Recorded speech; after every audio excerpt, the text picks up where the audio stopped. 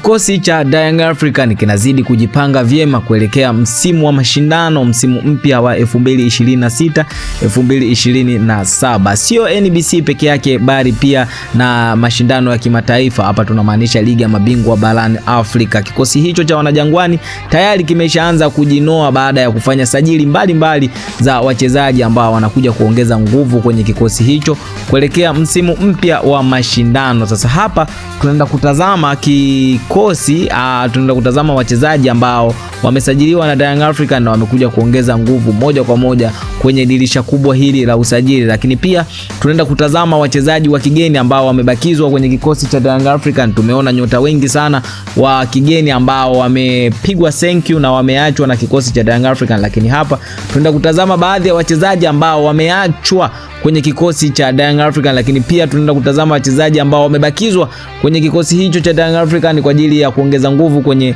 msimu wa mashindano 2026-2027. Yote haya unayapata hapa Tubone Media. Kitu ambacho unatakiwa kufanya ni kukaa nasi mwanzo mpaka mwisho, lakini pia wewe kama ni mgeni na ni mara yako ya kwanza unatuangalia, hakikisha umesubscribe, umebonyeza alama iliyoandikwa subscribe hapo chini na kubonyeza alama ya kengele. Kwa kufanya hivyo moja kwa moja utakuwa umejiunga na familia hii ya michezo na burudani na utakuwa mtu wa kwanza kupata taarifa za kimichezo zaidi kutoka kwetu. Sasa moja kwa moja tunaanza kuangazia wachezaji ambao wamesalia, wachezaji wa kigeni ambao walikuwa wakihudumu kwenye kikosi cha Young African msimu uliopita, lakini waliosalia ni wachache sana kutokana na idadi ya wachezaji ambao wanahitajika wengine kwa ajili ya kuja kuongeza nguvu kwenye kikosi cha Young African. Sasa wachezaji waliosalia kwenye kikosi cha Young African mpaka saizi ni Djigui Diarra, golikipa huyu namba 1 wa Young African, lakini mwingine ni Yao Kwasi ambaye anacheza fullback ya kulia, huyu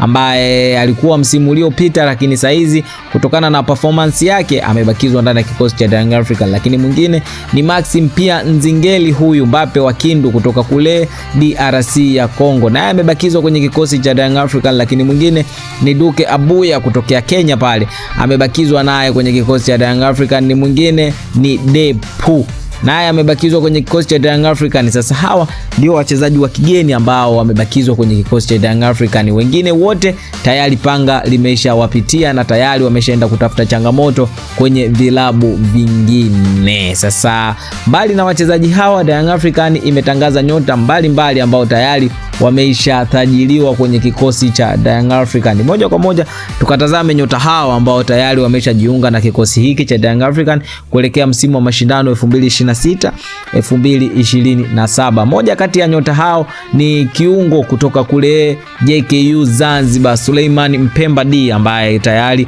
ameshasajiliwa kwenye kikosi cha Young African kuelekea msimu mpya ili kuja kuongeza nguvu kwenye eneo la kiungo wa ushambuliaji. Lakini mchezaji mwingine ni mshambuliaji huyu kutoka kule Mashujaa, Hussein Mihambo, ambaye tayari amesha sainiwa kwenye kikosi cha Young African kuelekea msimu wa mashindano 2026-2027. Na mwingine ni Chuga Boy Juma Abushiri, kiungo mshambuliaji huyu akitokea kule Fountain Gate, ambaye tayari amesha saini kwenye kikosi cha Young African. Na mwingine ni akitokea kule Mashujaa, Abdulnasir Mohamed, mlinzi wa kati huyu ambaye anakuja kuongeza nguvu kwenye eneo la ulinzi kwenye kikosi cha Young African. Lakini mchezaji mwingine ni Eric Mwijage akitokea KMC. Tumeshuhudia timu ya KMC imeshuka daraja, lakini Eric Mwijage alikuwa na kiwango kizuri sana akiwa na klabu ya KMC. Hivyo basi kiwango hicho kimewavutia mabosi wa Young African na tayari ameshasainiwa kwenye kikosi hiki cha Young African kwa ajili ya kuongeza nguvu